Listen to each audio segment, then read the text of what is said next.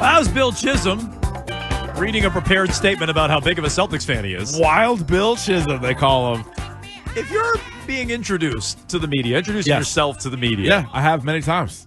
You probably want some notes. Maybe you don't, you don't need to read everything word for word, but you'd think maybe your Celtics fandom, maybe you could do off the top of your head. But no, he had to read along for that. Yeah. I'm just a Giants. My whole family, we all love the Celtics. Reading off his little hostage announcement there. Yeah. But live at that press conference yesterday was Justin Turpin, Pure Hoops with Turp, just before high noon. Pure press conference today. What'd you think of Bill Chisholm yesterday? I mean, he continues to say all the right things, and that's really all you can ask for at this point. I mean, now you can officially start judging this. He can spend his money. I mean, you could do that too. But now you can start officially judging this ownership group for what it is. Now that it's official, it's gone through. He is the face now. He is, and he made it very clear that he's the decision maker. So now that this is all out of the way, you can start to judge this ownership group for what it is. Obviously, Brad Stevens has been very clear about it, and he was yesterday as well, that the moves made over this offseason were because of the second apron.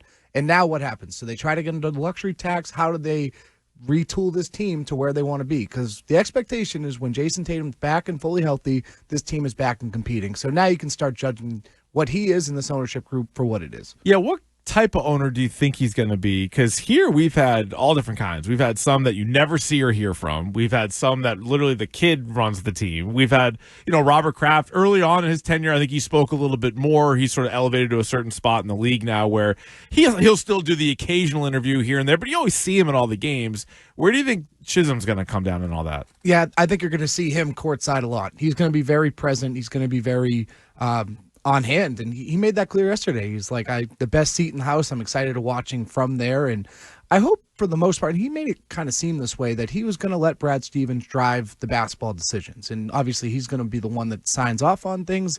He's the owner. He's the governor. He's going to have to do that, but he's going to be present. He's going to be there, and I think in terms of the day-to-day stuff, I mean, he'll be involved, but it sounds like Brad Stevens is going to be the one driving the ship. I was surprised. I mean, number one, Wick was even there yesterday. That surprised me. And he's much more dynamic and engaging than Bill Chisholm. I think that was pretty striking, but whatever. That's a side topic and an aesthetic. I was surprised Wick was there, and then I was surprised at a couple of answers Wick gave us yesterday. Like, number one, he knew the sale was happening for 18 months. So he gave us, he knew 18 months ago, rather, which means he knew like February or March of the year they won the title. So now we can really put a timeline on that. All the nonsense he talked about, parades and everything, he knew way in advance. He wasn't blindsided by it like he's claimed in the past. So he confirmed that yesterday.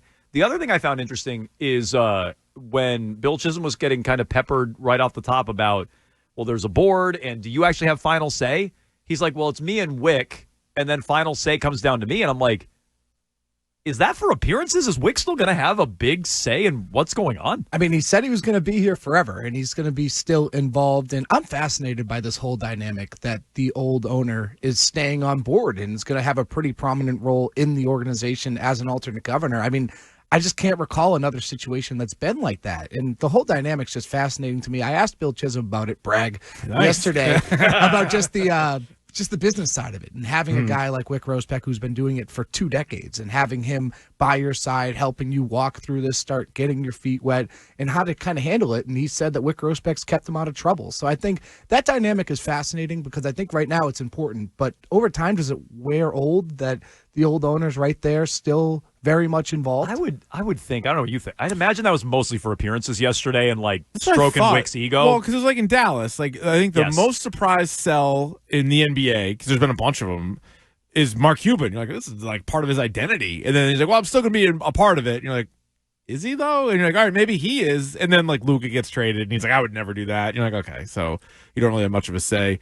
With that, I wonder, Brad Stevens' role in all this. You mentioned what Chisholm sort of said about him, but Brad's now been here not that long, but he's already had to hire a couple of coaches. He's now going to be working with like a different ownership group. How do you think his relationship is going to be with everybody in the front office now? I mean, most of it is rolling over from the old regime. I mean, there's a couple of new faces, Bill Chisholm, Aditya Maitel, like those guys are new, but for the most part, it's the same crew that he's been working with. And they have a smaller front office, so, I mean, he's really used to working with these guys. So I think it's just going to be consistent Brad Stevens. And, with this team where they're at right now, I mean, that's the guy that you'd want running this team. I mean, trying to turn them around. Well, Wick said it with on Greg's show. He's like, thank God for Brad Stevens. Yeah. Because they got to balance the books and they got to do all this stuff, but they feel like he's the guy to do it. There's got to be some frustration with him, though, where he's like, Brad? Yeah. I built the roster that could win a title. When healthy, this team is the best team in the NBA, and now you're telling me I got to blow the whole thing up. I totally agree. And they gave an answer yesterday, and they did it a couple of different times, which tells me it was a talking point going in. Brad brought it up, and Bill Chisholm brought it up to you guys yesterday and in a one-on-one with Forsberg. Well, hey, if we're in the second apron, acquiring Derek White in the first place, acquiring Drew Holiday, those aren't possible because you can't aggregate salary, blah, blah, blah. And then they just kind of brushed aside that not only are they below the second apron, which I'll give them, but now they're like borderline getting out of the luxury tax. Like they didn't really do a satisfactory job answering the second part, which just sounds like saving Bill Chisholm's money.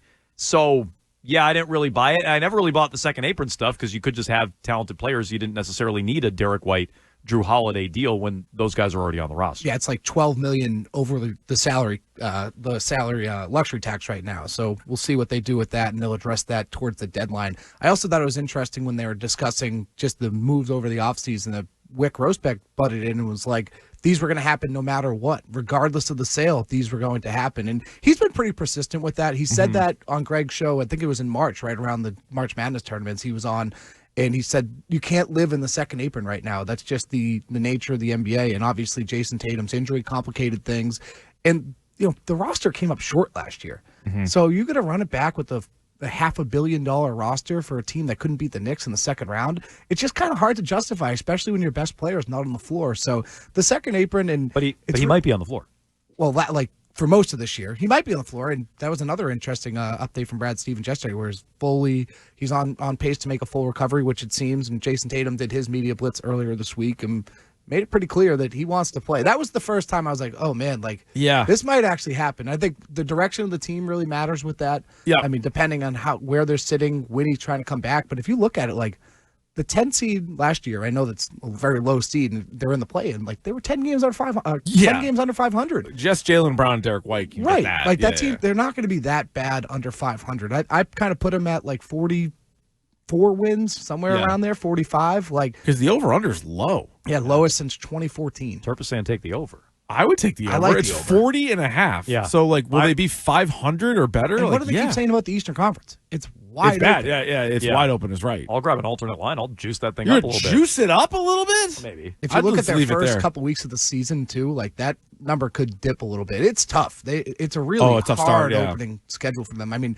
Philly beat them on Christmas last year. This is as healthy as they're going to be. We'll see how long the Tyrese Maxey, Paul George, and Joel Embiid trio can stay healthy. Probably not that very 3 days. Actually, they won't even start the season healthy. There's no way. Didn't that happen last year? Paul George got hurt. It was right away. And we were talking about that. I mean, that's as healthy as they're going to be, so that's tough. Then you go to New York. You get Detroit. That's the first 3. You get Houston on a back-to-back. I think they're in Philly the night before. They get Philly twice. So that schedule to begin is pretty tough. But after that, it's pretty balanced. Get in on the over. It's going to be. They're going to be tested right out of the gates. Yeah, and it just feels low that, I think Chisum, when you buy the team, you're obviously hoping that Tatum's healthy. Then you're like, all right, he's not. So this way we can sort of kick it down the road and save some money. But then it does complicate things even further when he comes back. He comes back, and then you're looking around the roster, and you're like, all right, you got Tatum and Brown, 2 of the 15 best players in the league, and you're like, why is the rest of the roster like this? And the whole luxury tax thing is interesting to me because they'd have to be under it for 2 straight seasons. And the expectation would be, I mean, maybe you do it this year, but what's that really going to save you? I was saying, with Tatum and Brown's contracts alone, it's going to be tough to be below. And then Derek White's going to kick in. Yeah. So it just, if you have to do it 2 years in a row, the expectation when Jason Tatum's back for a full season, I know he could be back this year and he's left that door open, but more so of next year when he's back for a full year, presumably you're fully healthy going into the year. You have Derek White, Jason Tatum, and Jaylen Brown healthy. The expectation will be this team is spending again, and they're going all in. So I mean, I can't imagine that the luxury tax is that much of a deal breaker. That's the expectation, and I guess I'll believe it when I see it out of Bill Chisholm because when he does it here with the Celtics, it'll be the first time. Instead, he's gone the other way. I think it's a good point by you, Keefe. Thank you. All of these moves are going to look so much worse if Tatum's back at the beginning of March. It's like those guys all could have been here with Tatum. Yeah. And they'd be in a better spot for when he came back, but they don't want to spend that money. By the way, if you move the line to 44.5 wins. Quit messing with it. Plus 210. Plus 210. 210 for 45 wins? Plus 210 for 45 wins. I like that. If you move that Wow. line, depending on where you shop. Wow. Turp, always, excellent stuff. As always, check him out at Justin M. Turpin. Pure Hoops, we're not that far away from it coming back at high coming noon back on Wednesdays. So Turp, thanks for jumping in. And check out all his work at WEEI as well.